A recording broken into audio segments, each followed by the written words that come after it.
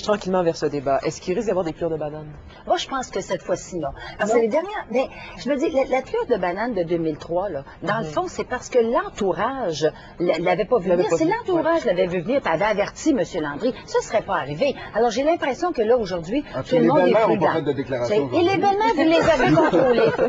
Nous autres, il n'y en a pas de belles-mères. Vous autres, vous en avez en masse. est très sage aujourd'hui. Il ne voulait pas parler. Hein. M. Bouchard dit, je ne parle pas aujourd'hui, je parle d'autre chose, mais pas de ça. Mais souvent, même si c'est pas une déclaration qu'on n'avait pas vu venir, dans la façon d'exprimer quelque chose, des fois, il y a une surprise, parce que un coup peut être prévisible, mais tout à coup, il peut prendre une trajectoire imprévisible. Et là, il faut avoir la capacité de parer et de relancer la chose. Le mot, là. Vous avez aussi des petits papillons vous-même. Oui. Le débat commence bientôt et j'ai hâte de vous revoir pour avoir votre appréciation de ce débat. On se retrouve à 22h. On souhaite bonne chance. Absolument. Donc, mesdames et messieurs, je vous invite bien sûr à suivre ce débat télévisé et puis à 22h, revenez-nous, puisque nous aurons évidemment reportage, les points de presse aussi des chefs des partis que nous allons vous présenter. Il y en a toujours après les débats, évidemment. Nous aurons aussi nos invités qui seront avec nous pour débattre de tout ça. Philippe Schnob qui surveille le net, bon, etc., etc., etc. Alors, voilà, et donc dans quelques instants, ce débat des chefs, Jean Charest, André Boisclair, Mario Dumont, qui s'apprêtent à croiser le fer et qui doivent déjà presque être rendus à leur lutin. Alors, je vous laisse au bon soin de l'animateur Jacques Moisan qui va modérer tout ça pour vous ce soir. Bonne soirée, mesdames et messieurs, bon débat, à tantôt.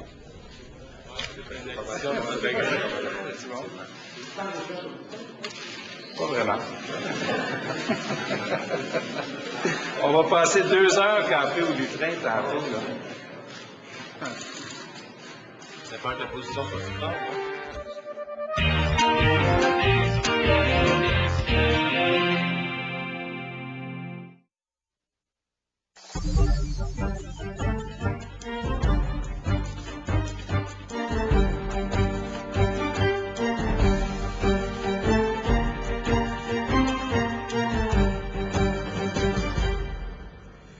Ici Jacques Moisan, Madame, Monsieur, bonsoir et bienvenue à ce rendez-vous incontournable en campagne électorale, le débat des chefs, diffusé simultanément ce soir sur TVA, Radio-Canada et Télé-Québec.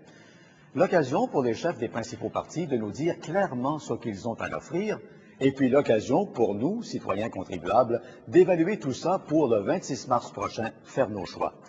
Tout de suite, je vous présente nos invités qui vont débattre ce soir. D'abord, le chef du Parti libéral du Québec, M. Jean Charest. Bonsoir, M. Charest. Bonsoir. Le chef du Parti québécois, M. André Boisclair. M. Boisclair, bonsoir. Bonsoir, M. Boisclair. Et le chef de l'Action démocratique du Québec, M. Mario Dumont. Bonsoir. Maintenant, les enjeux. On sait qu'ils sont nombreux, mais des priorités s'imposent, d'où les thèmes retenus pour fin de discussion, comment l'un et l'autre peut satisfaire nos attentes. Alors, ces thèmes, dans l'ordre où ils sont abordés, il y en a 5, et les voici. Santé et mission sociale, environnement et développement durable, gestion de l'État et économie, éducation, famille, développement humain, et l'avenir politique du Québec. Maintenant, comment tout ça va se dérouler? D'abord, déclaration générale d'ouverture de chacun, ensuite débat sur chacun des thèmes, et encore là, déclaration de chacun, puis débat un contre un à tour de rôle. Et ce sera la même procédure pour chacun des thèmes. Enfin, déclaration de clôture du débat. Maintenant, précision importante, l'ordre d'intervention de chacun des chefs a été déterminé par tirage au sort pour chacune des étapes de l'exercice. Et puis mon rôle à moi dans tout ça, ce sera de voir à ce que le temps alloué et les règles convenues entre les partis et les diffuseurs soient respectés. Nos invités d'ailleurs les connaissent très bien. Alors messieurs, bon débat. Tout de suite, on y va avec les déclarations d'ouverture. La parole est d'abord au chef de l'Action démocratique du Québec, M. Mario Dumont. Bonsoir. Depuis le début de la campagne, nous avons fait des propositions positives pour améliorer la vie des Québécois. Plusieurs propositions concernent la famille, parce qu'à l'ADQ, la famille, c'est la base d'un Québec plus fort, plus solide. Un Québec fier de ses origines et fier de ses valeurs. Ce que je veux pour le Québec, c'est une famille confiante de voir les siens soignés à temps. Une famille rassurée que ses aînés puissent être respectés dans leur dignité. Une famille épaulée financièrement dans ses choix. Une famille complice d'une école qui a les ressources pour la réussite de ses enfants. Une famille soutenue dans son désir d'avoir plus d'enfants. Notre programme est clair et concret. une politique autonomiste, des bulletins chiffrés, une commission d'enquête sur les conditions de vie de nos aînés, de nouvelles allocations familiales, une politique audacieuse d'efficacité énergétique, de la rigueur dans la gestion de nos prisons, des cliniques sans rendez-vous, des solutions aux accommodements raisonnables. Nos engagements sont chiffrés. Ils totalisent 1,7 milliard. Par souci de cohérence et de transparence, j'annonce que nous allons rendre public notre cadre financier complet dès le lendemain du budget fédéral. L'ADQ a fait ses devoirs. J'ai fait mes devoirs. Nos idées d'aujourd'hui seront encore nos priorités après les élections. Je vous donne ma parole. Ma parole, et j'insiste là-dessus, parce qu'aux dernières élections, Jean Charest vous a promis mer et monde pour se faire élire. S'il avait pu vous promettre la lune, il l'aurait fait. Il vous a promis baisser les impôts. Il ne l'a pas fait. Il vous a promis d'éliminer l'attente en santé. Il ne l'a pas fait. Il essaie aujourd'hui de camoufler son échec. Mais en 4 ans, les Québécois ont compris que la parole de Jean Charest, ça pèse pas lourd. Monsieur Charest, les Québécois se souviennent de 4 années de fouillis, de promesses trahies. Dans quelques minutes, vous allez leur demander une nouvelle chance. Vous ne la méritez pas. À ceux qui ont le goût de voter pour l'ADQ, j'ai un message. Dans les jours qui viennent, les gens qui sont ici vont essayer de vous faire peur. Ils vont vous dire qu'un vote pour l'ADQ, c'est un vote pour ceci, c'est un vote pour l'autre. Mais un vote pour l'ADQ, c'est un vote pour l'ADQ. Et si vous pensez que les idées, les propositions de l'ADQ ont du bon sens dans votre vie, bien, un vote pour l'ADQ, c'est un vote pour vous. Merci. Merci, M. Dumont. On écoute maintenant le chef du Parti québécois, M. André Boisclair. Mesdames et messieurs, bonsoir. Depuis des mois, j'ai rencontré des milliers d'entre vous. Ensemble, nous avons pu constater combien le gouvernement de M. Charest avait rompu le lien de confiance entre vous et son gouvernement. On a parlé des promesses brisées, puis il y a une chose que vous m'avez dite de façon claire. On ne se fera pas avoir une deuxième fois. Ce soir, je suis fier de représenter l'équipe du Parti québécois, celle qui peut former une véritable alternative, former un gouvernement, puis faire bouger le Québec. Vous m'avez beaucoup parlé de vos joies, de vos craintes, mais aussi de vos peurs. Un mot est revenu constamment, l'éducation. Ce soir, je veux vous proposer de faire de l'éducation notre priorité nationale. Et nous avons à cet égard de nombreuses propositions. Nous avons une vingtaine de propositions à faire. Nous voulons de meilleures écoles secondaires. Nous voulons mieux stimuler nos enfants. Nous voulons mieux soutenir les enseignants dans leur travail. Et nous voulons mieux financer nos cégeps et nos universités partout dans l'ensemble des régions du Québec. Et nous allons éviter des solutions faciles qui viendraient alourdir le fardeau des familles. Au Québec, les frais de scolarité vont continuer à être parmi les plus abordables au monde parce que nous voulons une des sociétés les plus instruites au monde. Vous m'avez aussi beaucoup parlé de santé. Nous allons donc agir concrètement pour offrir l'accès à un médecin de famille et davantage de soins à domicile. On va le faire avec l'appui des travailleurs du secteur public qui ont été bafoués par l'adoption de la loi 142. Ça aussi, il va falloir s'en occuper. Vous m'avez aussi beaucoup parlé avec grande fierté des régions du Québec. Les régions, c'est un peu l'âme du Québec. Au Parti québécois, on va vous donner les moyens de mieux les développer. Je vais m'y consacrer personnellement. J'ai rencontré des travailleurs forestiers abandonnés par le gouvernement de M. Charest. On a de l'aide concrète et on va ensemble passer à travers nos difficultés. J'ai vu aussi bien des parents, rencontré bien des familles et j'ai entendu leurs messages. Parce qu'on veut protéger le pouvoir d'achat des familles de la classe moyenne, nous allons maintenir les services de garde à 7 $ par jour, pas un sou de plus. Et nous allons ajouter 20 000 nouvelles places. On va aussi vous aider à acheter une première nouvelle maison en se finançant une avance de fonds pouvant atteindre jusqu'à 18 000 $. Vous m'avez dit et répété que vous vouliez un Québec plus vert. On va ensemble poser des gestes concrets. On va diminuer notre dépendance au pétrole et on va rembourser jusqu'à 20 % du prix d'une carte de transport pour avoir accès aux autobus et au métro. Mais surtout, notre équipe s'engage à rendre des comptes à chaque année, pas à la fin de notre mandat. Nous, on chiffre nos engagements, nous, on respecte notre parole. Et puis, vous avez été très nombreux à me parler de l'avenir du Québec, d'un Québec que vous souhaitez plus libre, plus responsable. Et oui, donc, nous tiendrons un référendum sur la souveraineté du Québec. Ce soir, M. Charest va encore essayer de cacher son bilan.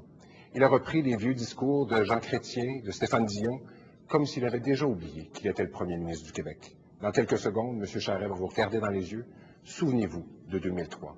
Il a déjà rompu sa confiance. Merci, M. Boisclair. Autour du chef du Parti libéral du Québec, maintenant, M. Jean Charest. Madame, Monsieur, ce soir, vous allez peser le pour et le contre. Dans la balance, il y a ce qui va mieux au Québec et ce qui reste à faire. Le Québec va mieux qu'en 2003. Nous ne sommes plus les plus taxés en Amérique du Nord. Nous n'envoyons plus nos proches atteints de cancer se faire soigner aux États-Unis. Nous ne sommes plus coincés dans des querelles Québec-Canada. Aujourd'hui au Québec, votre argent est géré avec rigueur. Les agences de crédit le confirment. Nous réduisons le poids de notre dette dans notre économie. Il n'y a jamais eu autant de Québécois au travail. Nous avons les meilleurs congés parentaux en Amérique du Nord. Un règlement sur le déséquilibre fiscal est maintenant à la portée de main grâce à notre leadership. Et désormais, le Québec est reconnu comme une nation. Voici notre vision pour le Québec. La santé, c'est notre première priorité, parce que je sais qu'il n'y a pas une épreuve plus difficile que d'avoir un parent ou un enfant malade. C'est 1500 médecins et 2000 infirmières de plus pour répondre à la demande croissante en santé. Ce sont nos aînés, nos parents, qui méritent d'avoir plus de soins. C'est 1 heure de plus par jour dans nos écoles pour des activités parascolaires, pour l'aide aux devoirs. Ce sont nos enfants qui écrivent mieux le français et qui savent communiquer en anglais. C'est un Québec qui crée plus de richesses dans chacune de ces régions, entre autres en exportant notre hydroélectricité, notre pétrole à nous. C'est l'atteinte des objectifs de Kyoto. C'est l'encadrement du pouvoir fédéral de dépenser pour garantir le respect de nos compétences. Voilà le chemin parcouru et celui que nous allons franchir. Est-ce que nous avons été parfaits depuis notre élection? La réponse, c'est non. La vérité, c'est qu'il n'y a pas de solution magique et il n'y a pas de solution facile. La vérité, c'est qu'en santé, personne ne pouvait mesurer l'ampleur des dégâts causés, entre autres, par les mises à la retraite massives du gouvernement précédent. Nous avons fait tout ce qui était humainement possible et on ne doit surtout pas cesser nos efforts. La vérité, c'est que les baisses d'impôts, nous avons fait tout ce qui était financièrement possible et nous devons poursuivre nos efforts. Le résultat, aujourd'hui, c'est que nous pouvons bâtir sur des fondations qui sont plus solides. Je sais une chose, les Québécois ne veulent pas de chicanes et de référendums à répétition. On ne veut pas non plus de surprises ou d'improvisation. Le Parti libéral du Québec vous propose d'unir les Québécois pour réussir. Le Québec a besoin de leadership fort. Le Québec a besoin d'une équipe forte. J'ai cette équipe. Merci, M. Charest. Merci, messieurs. Alors, on va aborder tout de suite le premier thème de ce débat, c'est-à-dire la santé et la mission sociale. À la lumière des sondages et puis des commentaires entendus sur les tribunes téléphoniques ou tout simplement dans notre entourage, la priorité des contribuables, et de loin, ce sont les soins de santé. Priorité d'ailleurs qui est récurrente d'élection en élection. Bien sûr, la tâche est lourde. Accessibilité aux soins, les listes d'attente, les ressources limitées, les médecins de famille. Et puis il y a aussi la mission sociale, les plus démunis, les aînés. Alors comment croire que vos engagements sont les bons, les meilleurs, et qu'on interviendra cette fois-ci plus efficacement et avec plus de responsabilité? On écoute d'abord M. Charest. Je vous rappelle que vous avez 1 minute chacun pour cette première intervention. Depuis 2003, nous opérons 50 000 Québécois de plus par année. Nous formons plus d'infirmières et de médecins. Nous avons ouvert 2 facultés de médecine, une à Ville-Saguenay, l'autre à Trois-Rivières. Nous préparons l'avenir. Tout n'est pas réglé. Dans un contexte où la demande augmente constamment, nous avons amélioré la performance de notre système pendant 4 années consécutives. Le manque de médecins et d'infirmières demeure le problème le plus important que nous vivons encore en 2007 dans le réseau de la santé. Parce que nous avons préparé la relève, nous ajouterons 1500 médecins et 2000 infirmières pendant le prochain mandat.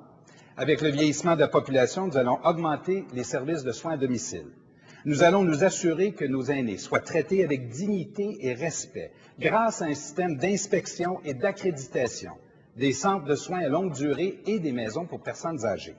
La santé est notre priorité numéro 1 et nous sommes toujours le seul parti politique à en faire la première priorité. Merci, M. Charest. M. Dumont, maintenant. Nous voulons tous que notre enfant puisse voir rapidement un médecin lorsque nécessaire, que nos personnes malades puissent avoir accès aux traitements requis dans des délais raisonnables et éviter d'être laissés dans un corridor. Il y a 4 ans, on nous avait promis solennellement de régler ça. Tout a été essayé au fil des ans pour régler les problèmes sans toucher au système de santé lui-même. Tous les ministres, péquistes comme libéraux, se sont cassés les dents sur un système trop rigide et trop lourd. En 10 ans, nous avons presque doublé le budget de la santé, mais les listes d'attente sont toujours aussi longues, les médecins de famille toujours aussi rares et les urgences sont pires que jamais. C'est pour ça que l'ADQ croit à une solution différente.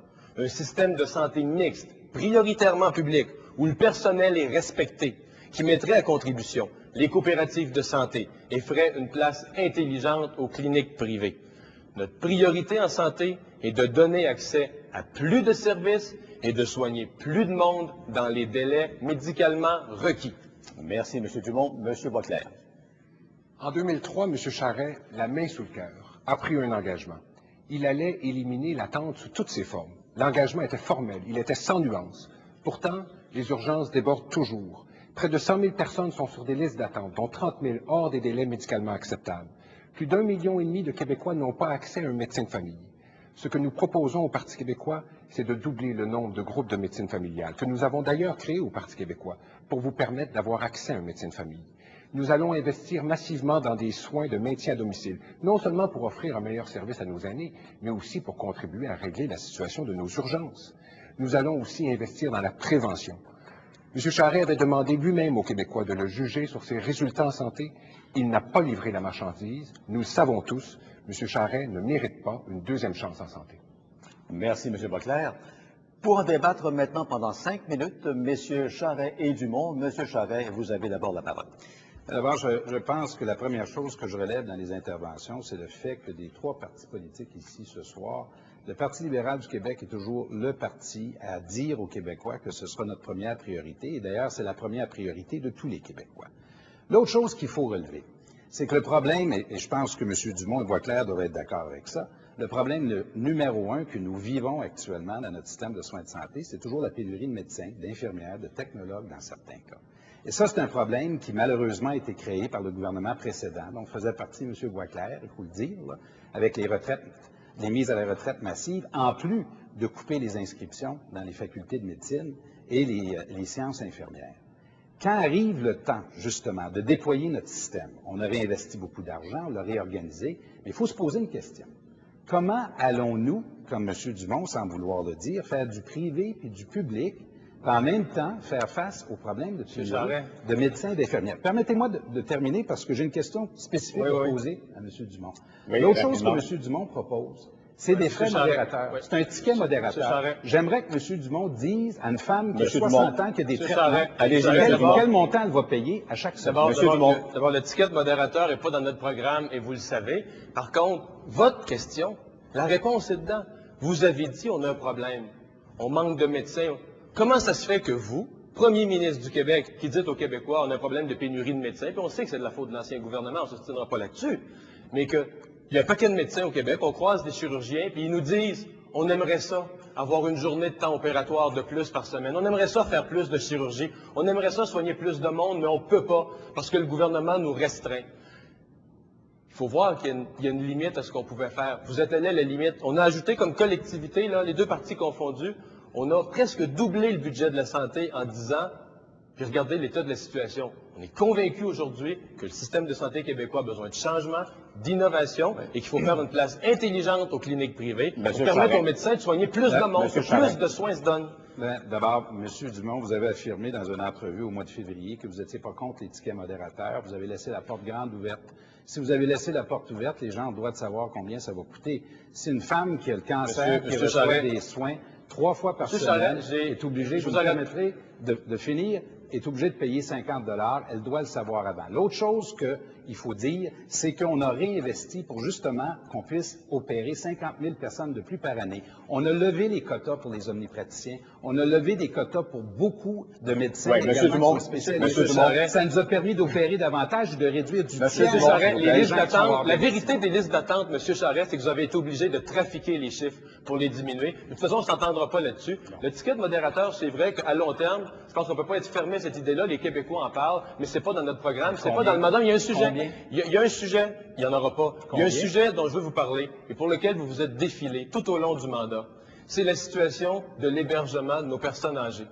Des choses simples, comme la nourriture, l'hygiène des personnes âgées. On a eu tout au long de votre mandat des exemples horribles qui nous ont attristés, je suis sûr, vous comme moi. J'ai proposé à répétition une commission d'enquête.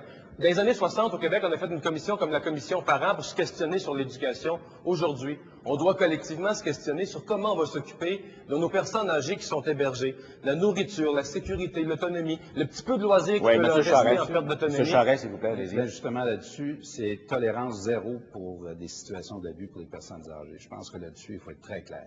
Jamais j'accepterai comme premier ministre du Québec qu'il y ait des situations comme ça. Puis quand il y a eu des situations comme ça, vous le savez très bien, M. Dumont, on a agi avec beaucoup de rapidité parce que chaque personne a droit à sa dignité et au respect.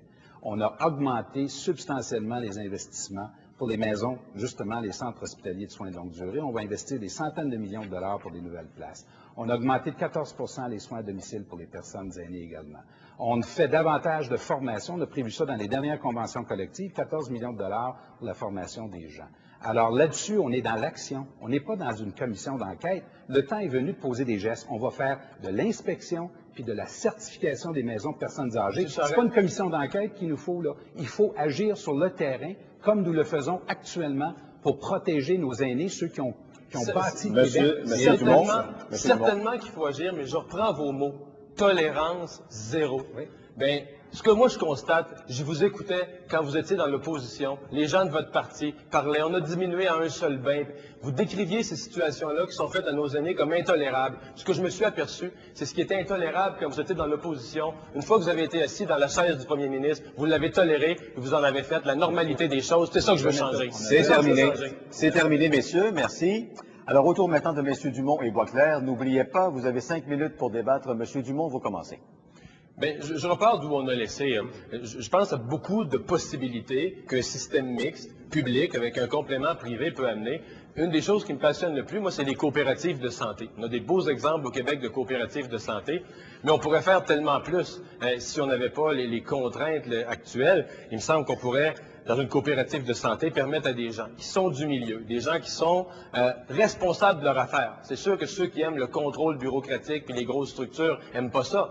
Mais une structure de santé qui est locale, qui appartient aux gens de la place, bien sûr qu'ils déboursent de l'argent, mais c'est ce mythe qu'en santé, il ne faut pas sortir un sou, puis ce mythe de la gratuité absolue. Il me semble que quand on regarde les résultats actuels dans la santé, il ne faut pas s'étonner qu'il y ait 2/3 des Québécois aujourd'hui qui sont réalistes, qui sont terre à terre, qui se disent, bien, si c'est pour se donner des vrais soins, si c'est pour que ça marche, on est prêt à débourser un peu d'argent. Monsieur Boisclair. Bon, alors écoutez, sur le fond des choses, on n'est pas si loin que ça. D'abord, moi, au Parti québécois, avec notre équipe, on a le goût de se battre pour une chose, un principe fondamental, l'accès universel. Est-ce que dans la livraison des services, on peut faire appel à des gens du secteur privé? Bien sûr, et déjà notre réseau de santé permet ce genre de choses. Mais en toutes circonstances, le financement doit demeurer public pour que ce ne soit pas la hauteur du portefeuille des gens qui décident qui va passer en premier. Et la question que j'ai le goût de vous poser, M. Dumont, parce que je suis préoccupé, puis il y a des millions de personnes qui se posent la question. Vous avez déjà dit au Soleil, en novembre 2001, que l'assurance médicaments, que c'était de la folie. Est-ce que oui ou non, vous allez maintenir l'assurance médicaments? Est-ce que vous allez vous nous donner l'assurance que vous allez maintenir cette protection essentielle pour des gens qui devraient défrayer, s'ils n'ont pas accès à cette assurance, des sommes faramineuses pour l'avenir? On va certainement resserrer la gestion de l'assurance médicaments. Parce que qui vous allez désassurer? Quels sont les services que vous allez enlever? Quels sont les médicaments que vous allez enlever de la liste? Monsieur Boisclair, laissez-moi répondre, parce que il y a une mauvaise, l'assurance médicaments, il y a une mauvaise surprise qui attend les Québécois le 1er juillet prochain. Il va y avoir une augmentation importante. Ça commence à inquiéter la classe moyenne. Ce que je décrivais à l'époque, c'était une augmentation. Qu'est-ce que vous allez changer? Ce que je décrivais à l'époque, c'était une augmentation faite par votre... Vous me laissez répondre? C'était une augmentation faite par votre gouvernement qui était spectaculaire. C'est passé de 175 $ à 400 $, 300 quelques dollars d'un seul coup. Et c'est ce genre d'augmentation sec, net, que notre classe moyenne ne peut pas se permettre au Québec. Mais pour ce qui est de votre discours général, je vous écoutais parler du système de santé publique universel. Je vous ai posé une question simple à laquelle vous n'avez même pas répondu. Est-ce que oui ou non, vous allez vous battre pour ce principe que tous les Québécois, qu'ils soient en santé ou malades, contribuent au financement d'une assurance pour s'assurer que tous aient un accès égal aux médicaments qui est si important aujourd'hui pour traiter les gens? Est-ce que oui ou non, vous allez maintenir ça? Vous ne pouvez pas tenir un tel discours sur l'assurance médicaments. Vous étiez assis autour de la table. Pour ou contre? Laissez-moi vous répondre. Vous avez dit que c'était une folie, M. Dumont. Vous m'écoutez pas, je suis en train de vous répondre. Oui, c'était grave ce que vous avez fait. Folie, le mot était peut-être fort, mais c'était très grave. Vous étiez assis à la table du Conseil des ministres lorsque vous avez augmenté... Alors, quels sont les médicaments que vous avez désassurés? Vous avez augmenté l'assurance médicaments de 175 $ à 300 quelques dollars. Non, aujourd'hui, c'est M. Charest. Oui, il a continué. Oui, c'est du pareil au même, il a continué à l'augmenter. C'est autour de M. Charest, il a continué à l'augmenter. Quels sont les médicaments que vous avez désassurés? On ne désassurera pas de médicaments. Au contraire, la députée de Lobinière de la DQ s'est battue pour faire inclure des nouveaux médicaments. Mais moi, c'est sur votre modèle général de la santé que ça m'intéresse parce que je vous ai entendu parler d'universel. On connaît cette cassette-là. C'est la cassette de Pierre-Éliott Trudeau. C'est la cassette de Jean Chrétien. C'est la cassette de Stéphane Dion. Et ce que je comprends pas de vous, c'est que vous défendiez le modèle canadien en santé. Moi, je veux bâtir un modèle proprement québécois, avec des coopératives de santé, bien oui, avec des cliniques privées, mais un modèle purement québécois. Vous dites d'un côté, on veut faire la souveraineté du Québec. De l'autre côté, vous défendez le modèle canadien sur un ministère qui représente la moitié du budget du gouvernement. Le problème, M. Dumont, votre beau modèle, théoriquement, ça peut être bien intéressant, mais où est-ce que vous allez prendre les médecins? Votre bras droit, le candidat dans Trois-Rivières, M. Proulx, voici ce qu'il a déclaré. Je ne sais pas où on va les trouver, les médecins, mais si on leur explique qu'ils ne seront pas tous obligés de faire des heures interminables dans les urgences, qu'il y a du partage, un pacte social régional, en plus de leur vendre notre qualité de vie, on va y arriver. Est-ce que vous êtes en train de dire à l'ADQ que vous allez sortir des médecins des urgences pour les envoyer dans des cliniques sans rendez-vous? Ça n'a pas de bon sens. Les cliniques sans rendez-vous pour traiter des gens pour des maladies chroniques, c'est pas de bons résultats. C'est pas comme ça qu'on assure la prise en charge. Alors, qui dit vrai ou pas à l'ADQ? C'est vous ou votre candidat, M. Proulx de Trois-Rivières, votre bras droit, là? Est-ce que vous êtes d'accord, oui ou non, avec les propos de M. Proulx? C'est à cause de vous. Est-ce que vous êtes d'accord avec les propos de M. Proulx? Les médecins, on va les prendre au Québec, puis c'est à cause de votre gouvernement. Vous allez les prendre dans les urgences? Me laissez terminer. C'est à cause de votre gouvernement. C'est à cause d'un moment où vous étiez assis autour de la table du Conseil des ministres. Vous avez envoyé chez eux des médecins, des infirmières. Si aujourd'hui, il y a un tiers des Québécois qui n'ont pas de médecin de famille, dans le reste du Canada, c'est à peine 10 %. Et s'il y a un tiers des Québécois qui n'ont pas de médecin de famille, puis oui, des cliniques sans rendez-vous vont donner accès à ces gens-là à un médecin. C'est ça qu'ils demandent, c'est ça que vous leur avez envoyé. Merci, messieurs. Merci, messieurs. Monsieur Boisclair et Monsieur Charest, maintenant, toujours pour 5 minutes. À vous, Monsieur Boisclair. Bon, écoutez, M. Charest, on va parler de la santé, puis on va parler des urgences. Ce matin, je suis allé chercher les statistiques dans les urgences, puis je vous en donne quelques-unes. L'hôpital L'Enfant Jésus, 200 %. L'hôpital Jean Talon, 190,9 %. À Mont-Laurier, un taux d'occupation de 260 %. Haute-Yamaska, 280 %. L'hôpital de Hull, 256 %. Dans votre propre comté, les gens attendent plus longtemps depuis que vous êtes au pouvoir. Augmentation sur les séjours de 24 heures de 19 %. Les séjours de 48 heures, 13 %. Êtes-vous, M. Charest, capable aujourd'hui de regarder les Québécois dans les yeux puis de leur dire, comme vous l'avez fait récemment, que ça va bien dans le réseau de la santé? Mesdames et messieurs, je trouve intéressant l'échange que viennent d'avoir M. Dumont et M. Boisclair pour plusieurs raisons. D'abord, premièrement, parce que M. Dumont a pris la peine d'établir, je pense assez clairement, une chose que tous les Québécois savent, c'est s'il y a un problème important dans le réseau de la santé aujourd'hui, entre autres au niveau des soins, que ce soit les urgences ou autre chose, c'est M. Boisclair qui est ministre dans le gouvernement. Vos responsabilités. Vous m'avez posé une question, M. Boisclair. Vous êtes au pouvoir, M. Charest. Je suis en train d'y répondre parce que M. Dumont et moi, on s'entend sur une affaire. Vous avez une responsabilité à porter. D'ailleurs, j'étais à la Cité de la Santé à Laval il y a quelques semaines. Au moment où on était là, on faisait une annonce pour, justement, dans le cadre de la campagne, mais on était là aussi pour des soins en radiothérapie. Et il y a une personne qui me soulignait que la veille à l'urgence, malheureusement, il y avait un seul médecin. Bien, le problème de fond, là, il faut le répéter, puis le dire parce que c'est la vérité. Le problème, c'est qu'il y a encore des pénuries de médecins et d'infirmières. Cela étant dit, quand on est arrivé au gouvernement, on a réinvesti pour les soins à l'urgence. On l'a fait à 2 reprises. On travaille très fort. On a réinvesti dans les infrastructures aussi. Si vous voulez résumer, M. Charest. On est en train d'investir pour des salles d'urgence également pour les moderniser, mais le problème reste toujours les pénuries de médecins et d'infirmières. On a augmenté la formation, on est en train de faire ça. C'est pour ça qu'on veut 1500 médecins de plus, qu'on puisse traiter des gens d'urgence. M. Charest, il n'y a pas si longtemps, vous avez dit que tout allait bien dans le réseau de la santé. Il a fallu que Monique Jérôme-Forget vous reprenne. Il a fallu que Pierre Paradis vous reprenne. Il a fallu que votre ministre lui-même admette qu'il y avait des problèmes. Puis aujourd'hui, vous continuez à dire que tout va bien. M. Charest, Dans les faits, quand on regarde ce qui se passe, vous aviez promis d'investir 7,5 milliards d'argent neuf dans le réseau de la santé. Vous n'avez pas livré la marchandise, c'est 4,3 milliards. Puis là, tout à l'heure, je vous ai entendu nous critiquer à l'époque l'ancien gouvernement parce qu'on avait envoyé des gens aux États-Unis. Mais savez-vous que sous votre gouvernement, il y a des milliers de femmes de l'Outaouais qui n'ont pas accès à des services au Québec, qui vont accoucher en Ontario, de l'autre côté de la rivière. Vous avez consacré, depuis que vous êtes au pouvoir, 135 millions pour financer ce genre de services. Comment ça se fait que ces 135 millions-là n'ont pas été investis au Québec?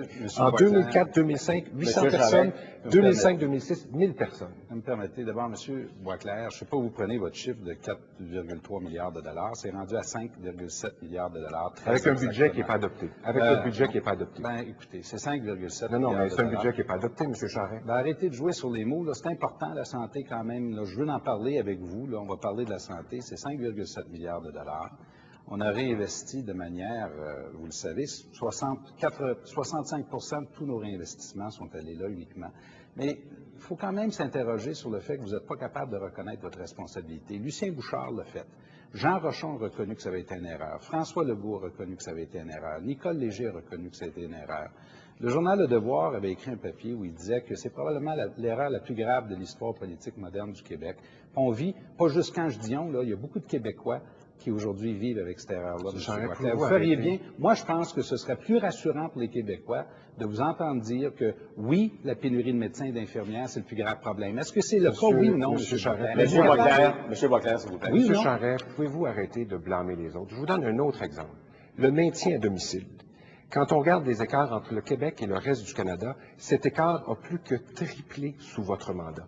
Vous savez où on en est rendu dans le classement des provinces canadiennes en termes de maintien à domicile?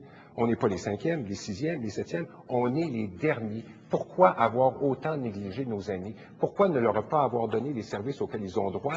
Pourquoi ne pas avoir agi intelligemment pour éviter les problèmes de congestion dans nos urgences? Vous avez négligé de financer le maintien à domicile, M. Charest. Je vais vous dire, quand on a commencé en 2003, on commençait suite à votre gouvernement qui avait fermé 4000 lits. Là, vous êtes au pouvoir de longue 4 ans. C'est vous qui avez pris les promesses, qui avez fait des engagements. Laissez-moi parler, s'il vous plaît. Vous avez fermé 4000 lits de soins de longue durée. On est parti de là. On a augmenté de 14 les soins à domicile.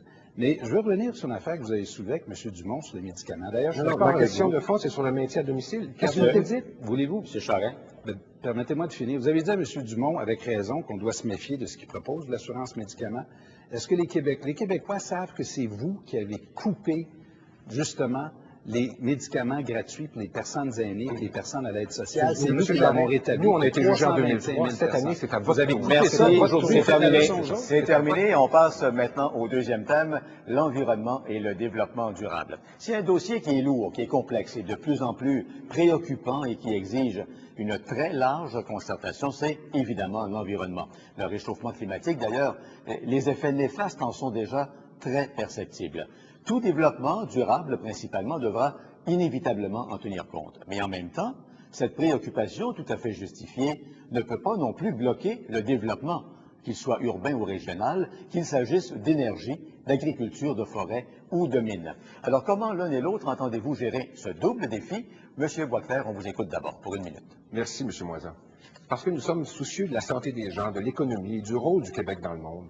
L'environnement et le développement durable sont au cœur des priorités de notre équipe au Parti québécois. Nous voulons adopter une loi sur les changements climatiques à notre Assemblée nationale. Je suis d'avis que les mesures volontaires ne suffisent pas. Ça prend une loi et des mesures précises. Nous voulons diminuer notre dépendance au pétrole de 10 en 5 ans et de 20 en 10 ans. Nous nous engageons à poser des gestes concrets en ce sens. Il faut aussi, bien sûr, favoriser l'utilisation des transports collectifs. Notre programme propose de rembourser jusqu'à 20 du prix de la carte d'accès au transport en commun. Nous allons aussi mettre en œuvre enfin la politique nationale de l'eau et finalement, sur la question du mont Offord, nous abolirons la loi 23 et redonnerons aux Québécois et aux Québécoises leur parc national. M. Boisclair, merci. On vous écoute maintenant, M. Dumont. Oui, en matière d'environnement, ce n'est pas tellement de nos différences politiques dont il est question, mais davantage de l'urgence de passer à l'action. Nous faisons face à des menaces basées sur des études scientifiques documentées. Les faits et leur impact sur notre avenir sont connus. Il faut bien se mettre en action maintenant. Les Québécois et Québécoises en sont conscients. L'environnement, c'est un domaine où il faut être capable de s'élever au-dessus de la partisanerie. C'est un devoir que nous avons envers nos enfants et les prochaines générations. C'est pourquoi l'ADQ propose, en plus de poursuivre l'atteinte des cibles de Kyoto, d'autres grandes mesures. La mise en place d'une politique d'efficacité énergétique équivalent à une nouvelle baie James, soit 16 TWh d'ici 2015. Rendre le ministère de l'Environnement plus proactif pour accélérer l'émergence des technologies vertes. Assainir nos rivières avec les gens qui s'y dévouent déjà sur le terrain. Je suis un homme d'action. L'environnement, ça doit être du concret, pas seulement des discours, et maintenant. Merci, M. Dumont. M. Charest, maintenant. Le bilan du Québec en environnement est impressionnant et concret.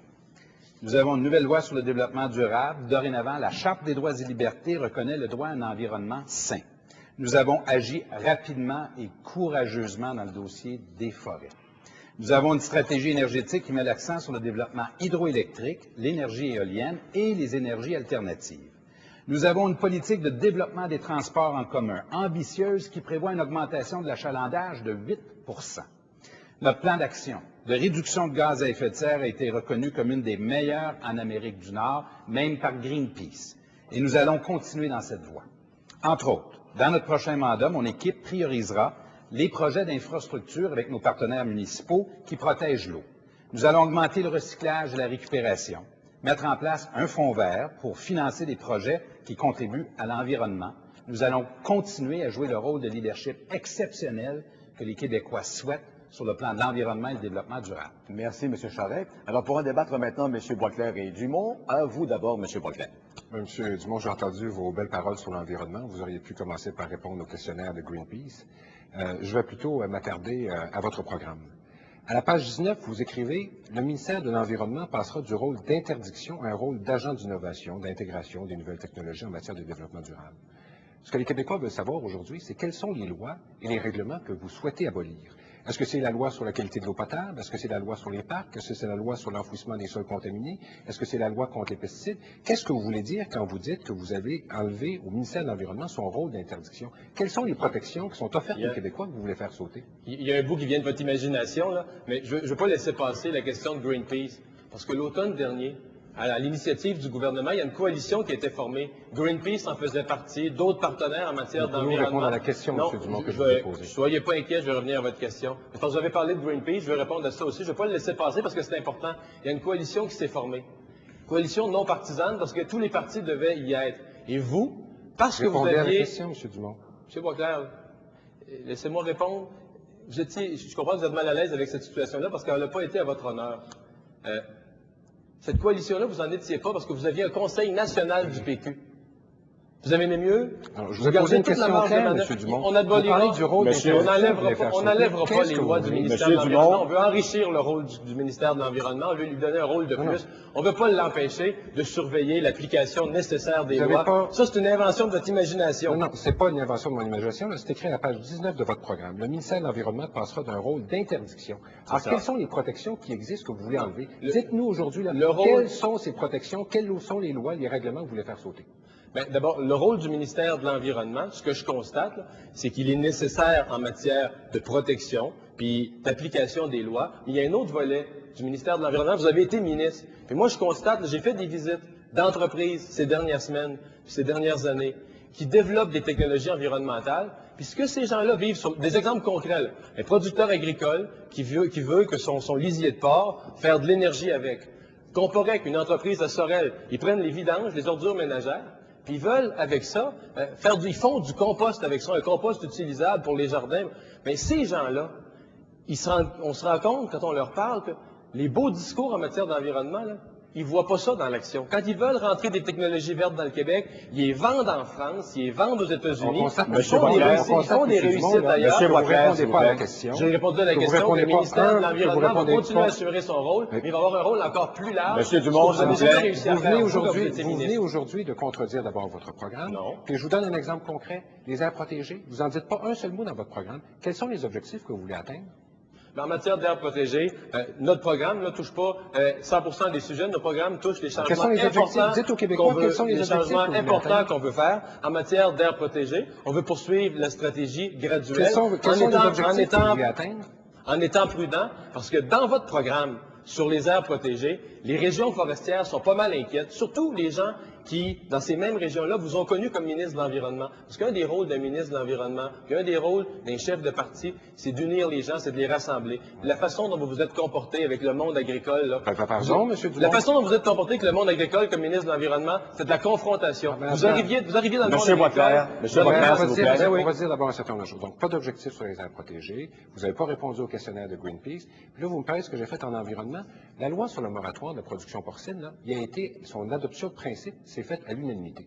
Fait que soit vous avez voté pour ou vous n'étiez pas, comme souvent, vous êtes absent de l'Assemblée nationale, vous n'avez pas voté sur la question. Mais la réalité, c'est que le moratoire que j'ai imposé sur la production porcine, adoption de principe à l'unanimité. Puis vous voulez me parler de la coalition de Greenpeace? Ben moi, je vais vous dire une chose. Je ne faisais pas confiance à M. Charest. Puis pourquoi je ne faisais pas confiance? Parce qu'il n'y a personne au Québec, ni vous, ni M. Charest, qui s'est levé pour empêcher les Québécois d'avoir à faire les frais de l'augmentation des gaz à effet de serre en Alberta.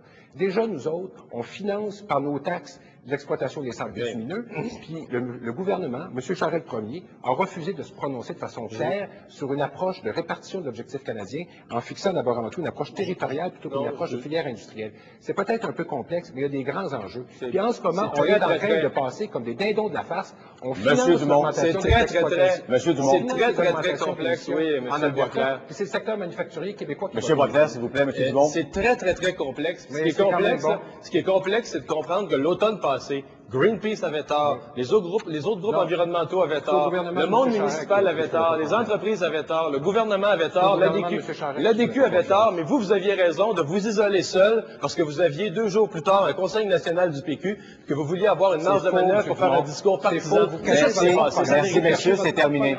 C'est terminé maintenant. Alors, discussion sur ce thème toujours entre M. Dumont et Charest. M. Dumont, vous commencez. Oui, bien, Monsieur Charest, moi, je pense qu'il y a un travail considérable à faire en matière d'efficacité énergétique. Le Québec a un retard considérable. En fait, on parle du peloton de queue de l'Amérique du Nord en matière d'efficacité énergétique. Moi, je crois à l'énergie propre depuis longtemps, en fait, bien avant vous. Je crois au développement hydroélectrique du Québec. Et j'essaie de résumer votre mandat parce que, dans mon œil à moi, vous avez perdu la moitié du mandat dans un projet qui s'appelait le Suroît. Après avoir dit en campagne électorale que j'avais tort de vouloir faire le développement hydroélectrique, vous vous êtes lancé en début de mandat là, à corps perdu dans le projet Le Suroît. Vous avez essayé de pousser dans la gorge une centrale au gaz aux Québécois. Ça a pris du monde dans les rues, ça a pris les éditorialistes, ça a pris tout le monde pour vous pousser dans le coin, pour que là, vous reveniez en arrière, vous vous questionnez. Vous n'avez pas l'impression que vous avez perdu carrément la moitié de votre mandat à ne pas se mettre au travail sur les bonnes choses. La production des énergies propres, des énergies renouvelables, l'efficacité énergétique. Et notre plan d'efficacité énergétique qui est ambitieux, c'est un plan de rattrapage pour rattraper le temps perdu. Monsieur Charest. Merci, M. Moisan. Et d'abord, j'aimerais remercier M. Dumont d'avoir accepté de participer à la coalition que j'ai formée sur la question de la réduction des gaz à effet de serre. Et vous avez raison de souligner que cette coalition rejoignait presque tout le monde. C'était unanime. Malheureusement, M. Boisclair a refusé. Je le regrette parce que je pense que, vous l'avez mentionné au début, sur ce sujet-là, c'est pas vrai que c'est un enjeu très partisan qui nous sépare beaucoup. Mais il y a une affaire sur laquelle les Québécois s'entendent, c'est l'énergie. Puis l'énergie, le développement de l'énergie hydroélectrique, entre autres. On a développé, nous, on a déposé une stratégie énergétique qui propose qu'on investisse 25 milliards de dollars d'ici les 10 prochaines années, uniquement pour développer 4500 mégawatts d'énergie hydroélectrique. Et en plus, 6 milliards pour 4000 mégawatts d'énergie éolienne. Mon ambition pour le Québec, ce que je veux, moi, c'est que nous puissions non seulement le développer d'abord pour notre marché, mais en plus exporter de l'énergie chez nos voisins. Parce que si, justement, l'Alberta peut s'enrichir avec son pétrole, raison de plus pour les Québécois de le faire avec de l'énergie propre. Sur ce volet-là, je ne vous cacherai pas que je suis content que vous vous soyez converti à l'ADQ en cours de mandat. Vous avez été dans le Suroît pour une partie du mandat, puis après ça, vous avez réalisé qu'on avait raison. C'est juste malheureux qu'on ait gaspillé du temps. Maintenant, sur la question d'un grand plan d'efficacité énergétique, de partir du peloton de queue en matière d'efficacité énergétique, puis de passer au peloton de tête, moi, je suis convaincu que les Québécois sont prêts pour ça. Ils sont prêts à ce qu'on leur tende la main pour poser des gestes. Par exemple, sur leurs appareils électroménagers. Ils sont prêts à ce qu'on pose des gestes sur leurs chauffe-eau. Ils sont prêts, l'isolation. J'ai été surpris d'ailleurs, votre gouvernement a une faiblesse en ne parlant que de l'isolation des maisons neuves, des appartements neufs. Je pense qu'il y a des vieux appartements qui sont vétustes, qui sont mal isolés. Il y a un chantier énorme à faire en matière d'efficacité énergétique. Les Québécois sont prêts à participer. Moi, je les invite. M. Charest. Je ne veux pas vous embarrasser en vous mettant à jour, mais Hydro-Québec a depuis plusieurs années des programmes qui s'adressent justement aux appartements qui peuvent être vétustes et aux gens qui habitent ces appartements-là pour leur donner un coup de main. D'ailleurs, c'est tellement plein de bon sens parce qu'en plus d'économiser de l'énergie, on leur permet d'économiser de l'argent. Et en passant, que dès qu'on est arrivé au gouvernement, on a autorisé Péribonka. C'est un projet d'1,3 milliard dans le Saguenay, qui est un magnifique projet pour le Saguenay-Lac-Saint-Jean. Les entrepreneurs là-bas ont fait un travail magnifique, les travailleurs surtout. Chute à l'or, la Pite des Cœurs a été autorisée également dans la région de la Mauricie. Puis je vais vous donner un exemple là, très réel de ce qu'on a fait justement pour économiser de l'énergie. On a annoncé un projet de Kruger à Trois-Rivières, un projet qui est l'exemple le plus beau de développement durable que j'aurais vu, je pense, dans ma vie. On va économiser 46 mégawatts d'énergie. On va économiser du papier, de la fibre vierge. On va recycler du papier journal pour justement faire du désancrage. C'est un des plus beaux projets. Puis Hydro-Québec a un projet, justement, participe au projet via un programme pour la grande industrie, parce qu'on a des projets pour la grande industrie, pour les consommateurs, pour les gens également à bas revenus. Ça fait partie de tout ce qu'on doit faire. Vous savez très bien, M. Charest, qu'Hydro-Québec, sans lui donner un mandat audacieux, il y a de l'espace, c'est carrément une nouvelle Beijing. Combien coûte ce que vous avez proposé? 400 millions d'investissements. Ça coûte cher. Et la belle chose, sur 10 ans, sur une période d'une dizaine d'années, c'est 4 milliards d'investissements. Et c'est comme la construction d'un barrage. Hydro-Québec finance un grand chantier d'efficacité énergétique de la même façon qu'elle finance ses barrages. Mais il y a une chose dont je vais vous parler, parce que vous avez utilisé les mots dès le début de mon mandat. Et là, dès le début de votre mandat... Rapidement, M. Dumont, oui, je suis obligé de vous rappeler que dès le début de votre mandat, ce que vous avez fait, vous avez réduit le budget de l'efficacité énergétique, l'Agence de l'efficacité énergétique, de 4,1 à 2,7 millions. Comme ça, vous l'avez rebaissé un autre coup de 2,7 15 secondes, M. Charest, pour répondre. Le budget d'efficacité énergétique. On vient de créer un fonds vert, justement, avec notre stratégie de réduction de gaz à effet de serre, qui va nous permettre, on est un des premiers gouvernements à faire une redevance sur les produits du carbone. Est-ce que vous êtes pour ou contre ce fonds vert qu'on a créé, qui est de 200 millions de dollars par année, 1,2 milliard de dollars? Merci, messieurs. Merci, messieurs. Alors, pour terminer sur ce dossier de l'environnement puis du développement durable, M. Charest et Boisclair. M. Charest, allez-y. Monsieur Boisclair, quand je vous entends parler d'environnement, d'abord, je dois dire que j'ai regretté, moi aussi, que vous n'ayez pas choisi de participer à la coalition, parce que sur ce sujet-là, sincèrement, au Québec, vous n'avez pas dû sentir, et comme moi, que les Québécois étaient très divisés là-dessus. C'est un enjeu vraiment sur lequel on s'entend, tellement c'est important pour les prochaines générations.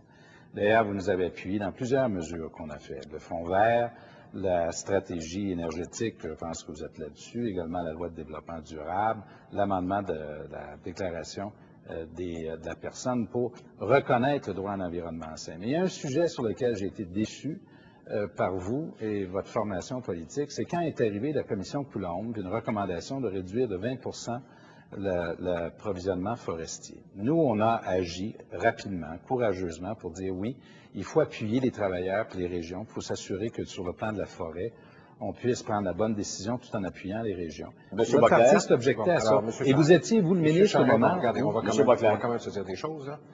Vous avez manqué de leadership sur la question du protocole de Kyoto. Quand j'étais ministre de l'Environnement, moi, j'en ai créé une coalition avec Greenpeace et les gens des associations des manufacturiers exportateurs du Québec. Et on s'était battu pour que le gouvernement fédéral, dans la répartition de l'objectif canadien, s'assure d'avoir une approche territoriale pour éviter que les Québécois fassent les frais des augmentations de gaz à effet de serre en Alberta. Nous, au Québec, en ce moment, on est les dindons de la farce. On finance l'exploitation des sables bitumineux, ils augmentent leurs émissions à un rythme accéléré, puis nous autres, il faudrait payer pour parce qu'ils ont fait le choix de répartir l'objectif par secteur industriel. Vous avez manqué à votre devoir. Puis en plus de ça, vous vous êtes levé, vous, à l'Assemblée nationale, pour dire que votre ministre allait participer à la conférence de mise en œuvre de Kyoto. La réalité, c'est que c'est Mme Ambrose qui a parlé. Vous ne nous avez pas dit toute la vérité. La réalité, c'est que votre ministre s'est promené dans un corridor d'hôtel.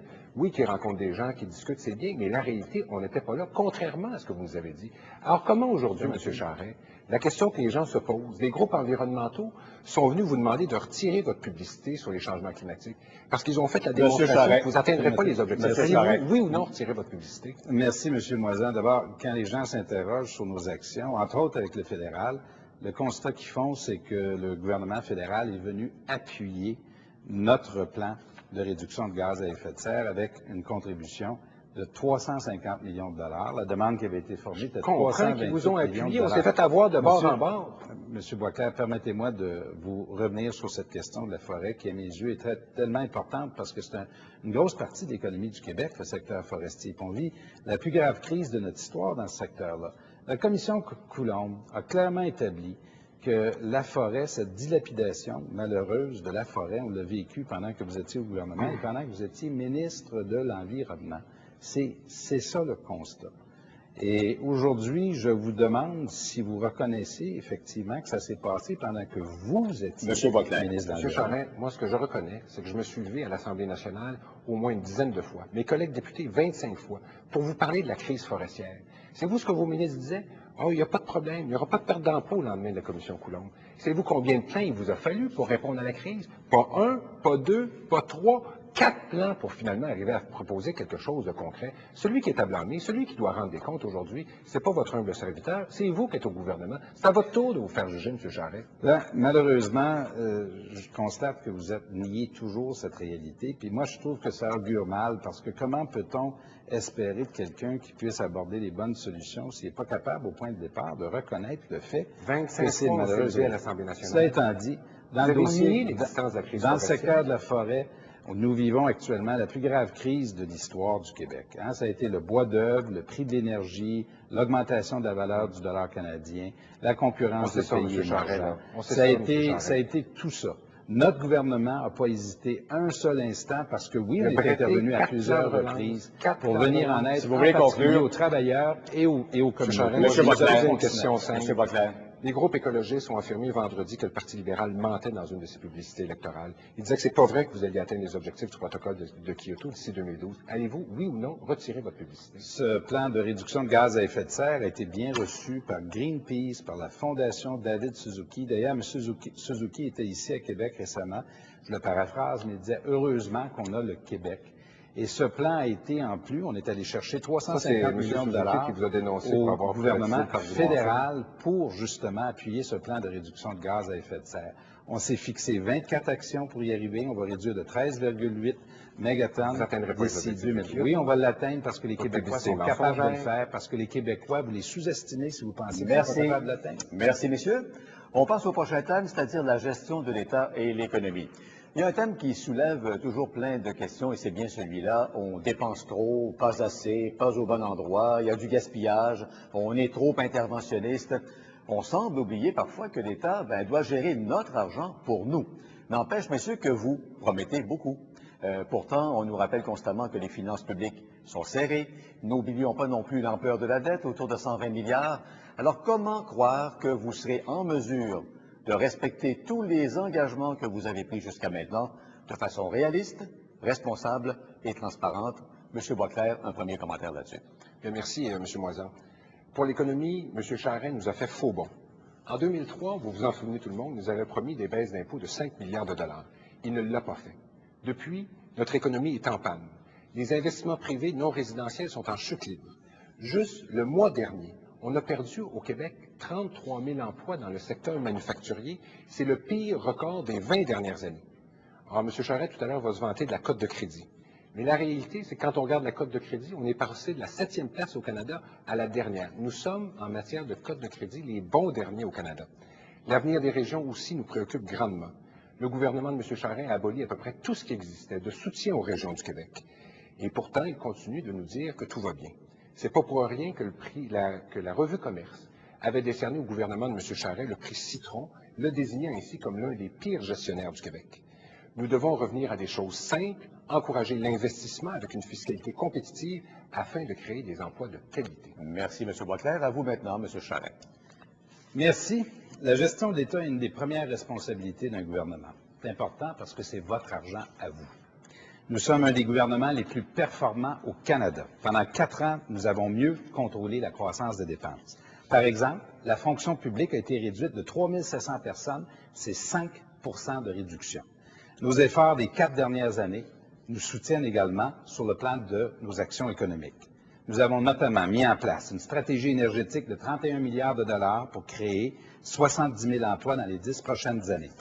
On a un plan de soutien au secteur forestier, en particulier pour les travailleurs et les régions. Un appui au secteur manufacturier en réduisant la taxe sur le capital et en augmentant les crédits d'impôt pour les investissements et une stratégie d'appui aux régions de 825 millions de dollars, une politique de recherche et d'innovation avant-gardiste.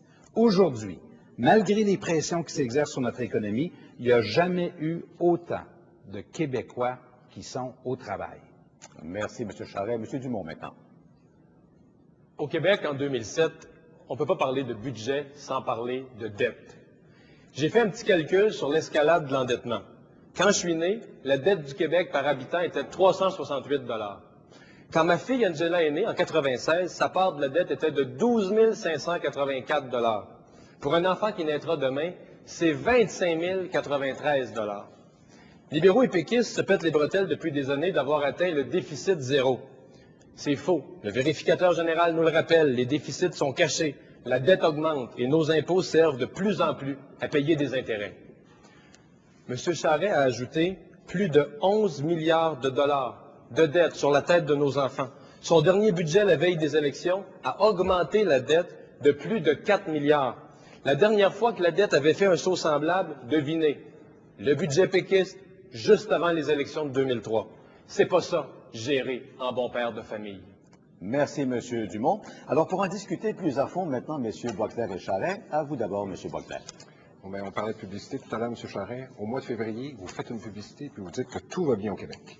Le même mois, 33 000 emplois perdus dans le secteur manufacturier. 33 000 emplois, c'est à peu près l'équivalent de la ville de Val-d'Or. Au Québec, quand on regarde nos investissements privés, on n'a eu que 13 % des investissements privés canadiens. Nous avons créé, alors qu'on est 24 % de la population, que 16 % des emplois canadiens.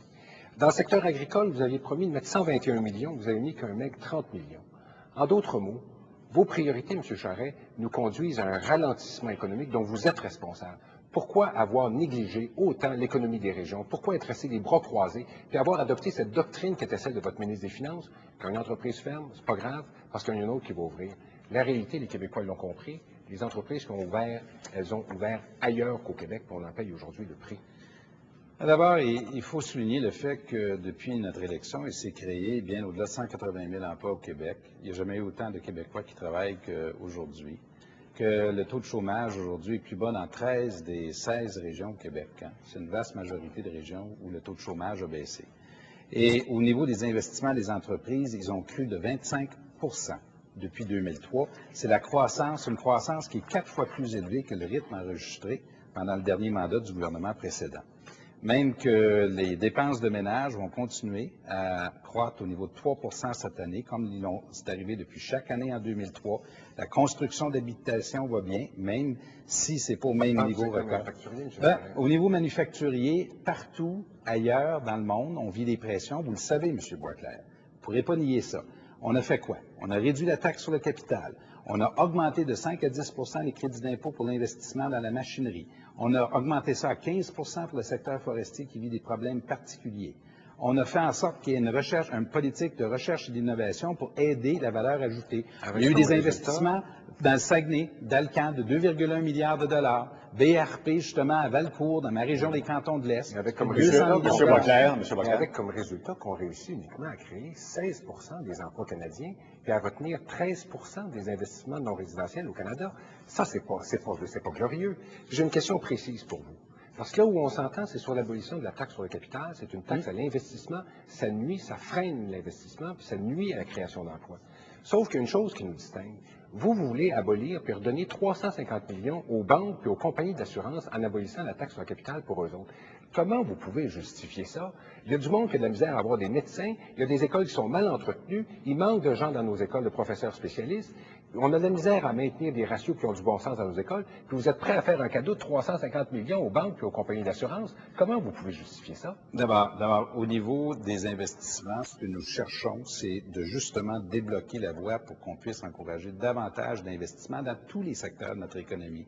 Ça inclut tous les secteurs, puis ça inclut les secteurs des services. On veut envoyer un message très fort qu'au Québec, c'est un endroit pour investir parce que l'investissement, c'est précurseur de création d'emplois. Vous êtes prêt à retourner 350 millions aux banques et aux compagnies d'assurance? Cela étant dit, le PIB réel par habitant a augmenté de 1,3 % en moyenne au Québec, contre 1 % en Ontario. Je tiens à préciser, le revenu disponible au Québec a augmenté de 4,1 % au Québec contre 3,9 % en Ontario depuis 2003. On peut s'entendre sur Nous avons posé des gestes qui ont fait en sorte que les Québécois ont davantage d'argent dans leur Monsieur poche. Boisclair. C'est 180 000 emplois de Réalisez-vous qu'avec, vous êtes prêt à retourner 350 millions aux banques et aux compagnies d'assurance. Réalisez-vous qu'avec ce montant-là, on pourrait geler à 7 $ les frais d'un service de garde. On n'aurait pas besoin de l'augmentation des frais de scolarité. Puis vous restez silencieux sans dire un mot. Comment vous pouvez cautionner ça, M. Charest? Est-ce que vous voulez, c'est vous qui parliez de soulager le capital, c'était votre discours à vous? Mais pas pour le secteur financier, on n'a jamais dit ça. Nous avons l'intention d'éliminer dit ça. cette taxe sur le capital, de le faire progressivement et de le faire de telle sorte qu'on encourage l'investissement parce qu'il se crée des emplois dans tous les secteurs de l'économie. C'est pas seulement le manufacturier qui doit recevoir une attention particulière. Tous les secteurs de l'économie québécoise doivent être encouragés à créer de l'emploi. Puis en envoyant ce message-là, on dit clairement aux Québécois et à tous ceux qui investissent au Québec qu'on est intéressé à ce qu'il y ait davantage Monsieur Boisclair. On a compris, non, là, c'est à mon tour. On a compris que vous faites un cadeau de 350 millions aux banques. On a compris que vous faites un cadeau aux banques de 350 millions. Je vous pose une autre question précise. Réalisez-vous que dans des secteurs de pointe, entre autres comme le secteur biopharmaceutique, on n'est plus compétitif avec nos compétiteurs de l'Ontario? M. Bellini, un des grands chercheurs québécois, qu'est-ce qu'il a dit récemment? Le Québec a déjà été propice à l'éclosion des entreprises de biotechnologie, mais là, il ne l'est plus. Ça, c'est de votre faute, M. Charest. Vous avez été incapable de maintenir un environnement fiscal compétitif pour des entreprises de pointe qui s'en vont en Ontario. Il y en a beaucoup de Dr Bellini qui doivent changer avant finalement vous réveiller. On a changé la structure du capital de risque. C'est terminé. Nous faisons des C'est records terminé, d'investissement à ce merci. niveau-là. Alors, autour maintenant de M. Charest et Dumont. M. Charest, vous commencez. Monsieur Dumont, sur le plan économique, c'est une chose qui me paraît essentielle, c'est que nous puissions avoir une politique qui met l'emphase justement sur l'investissement et la création d'emplois. Chez nous, ce que nous avons fait là, depuis 2003, c'est une révision de fond en comble de nos programmes. Au ministère du Développement économique, on a réduit le nombre de programmes. Je pense qu'on en avait 120, environ une dizaine de programmes. On a créé les fonds fiers dans les régions, les fonds d'investissement économiques régionaux. Il y a 316 millions de dollars là-dedans. Ça, c'est une quarantaine de fonds fiers qui existent dans les régions.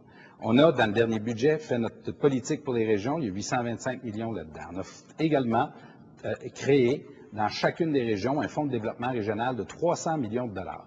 Vous avez proposé, vous, une politique régionale. Puis vous allez chercher une partie de l'argent dans les redevances sur les ressources naturelles, entre autres hydrauliques.